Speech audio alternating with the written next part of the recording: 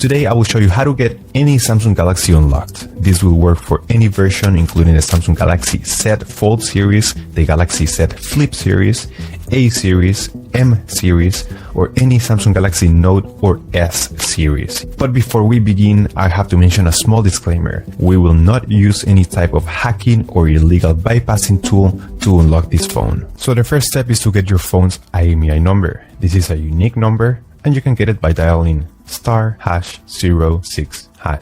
As you will see, the 15-digit IMEI number will show up in your screen. This is very important. You can also find this number behind the box or in the settings of your device. Now we're gonna switch cameras and we're gonna go to the computer. In this website, we will request the unlock to unlock this phone using the IMEI number. So we need to start by filling in the form, brand of your phone, and you will have to insert your 15-digit IMEI number. That's the number we got a few seconds ago. Lastly, you're gonna insert your email. That's where you wanna receive your unlock code. So make sure you write it down correctly. Very important as well.